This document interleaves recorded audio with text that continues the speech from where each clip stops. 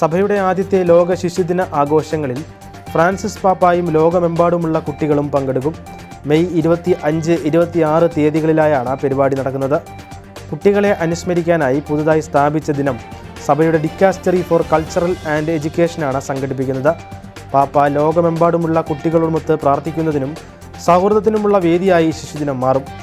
ലോക ശിശുദിനം തുടർച്ചയുള്ള ഒരു പരിപാടിയായി മാറുകയും ഇതിലൂടെ പ്രാർത്ഥനയുടെയും സൗഹൃദത്തിൻ്റെയും നിമിഷങ്ങളിലൂടെ കുട്ടികൾക്ക് ക്രിസ്തുവിൻ്റെയും ക്രിസ്തീയ ജീവിതത്തിൻ്റെയും വക്താവായി മാറാനും സാധിക്കും. 2024 നാഷണൽ പ്രയർ ബ്രേക്ക്ഫാസ്റ്റ് ദിനത്തിൽ രാജ്യത്തിൻ്റെ സുരക്ഷയ്ക്കും ഐക്യത്തിനും മുൻപോട്ടുള്ള ദൈവിക ഇടപെടലിനും വേണ്ടി രാഷ്ട്രീയ നേതാക്കൾ ഒന്നുചേർന്ന് പ്രാർത്ഥിച്ചു.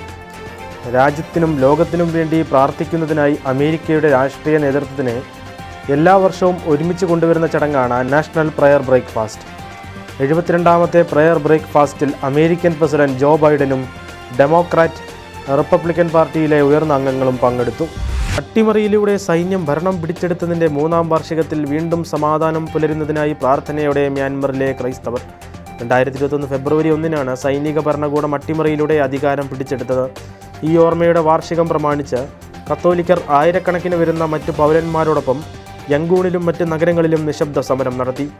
രാവിലെ നടന്ന ദിവ്യബലിയിൽ അന്യായമായി തടവിലാക്കപ്പെട്ടവർക്കും പീഡനങ്ങളിൽ നിന്ന് രക്ഷപ്പെട്ടവർക്കും ദുരിതപൂർണമായ അഭയാർത്ഥി കേന്ദ്രങ്ങളിൽ കഴിയുന്നവർക്കും കുടുംബങ്ങളുമായി ബന്ധം നഷ്ടപ്പെട്ടവർക്കും വേണ്ടി പ്രാർത്ഥിച്ചുവെന്ന് യങ്കൂണിലെ പരിശുദ്ധ കന്യാമറിയത്തിൻ്റെ ഇടവാംഗം ജോസഫ് കുങ് അറിയിച്ചു. സംസ്ഥാനത്തെ സർക്കാർ എയ്ഡഡ് സ്ഥാപനങ്ങളിൽ ബിരുദം, ബിരുദാനന്തര ബിരുദം, പ്രൊഫഷണൽ കോഴ്സുകളിൽ പഠിക്കുന്ന ന്യൂനപക്ഷ മതവിഭാഗത്തിലെ ക്രിസ്ത്യൻ, മുസ്ലിം, സിഖ്, ബുദ്ധ, ജൈന, പാഴ്സി വിദ്യാർത്ഥികൾക്ക് CH Muhammad Koya scholarship hostel stipend പുതുക്കുന്നതിന് അപേക്ഷ സ്വീകരിക്കുന്ന അവസാന തീയതി 2024 ഫെബ്രുവരി 5 വരെ ദീർഘിപ്പിച്ചു. തീവ്രവാദികൾ നടത്തിയ ഭീകരപ്രവർത്തനങ്ങളുടെ പേരിൽ ഒരു ജനത മുഴുവൻ സഹിക്കുന്നത് തടയണമെന്ന് ഐക്യരാഷ്ട്രസഭയിലെ വത്തിക്കാൻ സ്ഥിരം നിരീക്ഷകൻ ആർച്ച് ബിഷപ്പ് ഗബ്രിയേല കാച്ച ഐക്യരാഷ്ട്രസഭയുടെ സുരക്ഷാ കൗൺസിലിൽ നടത്തിയ പ്രസംഗത്തിലാണ് ആർച്ച് ബിഷപ്പ് ഇക്കാര്യം പറഞ്ഞത്.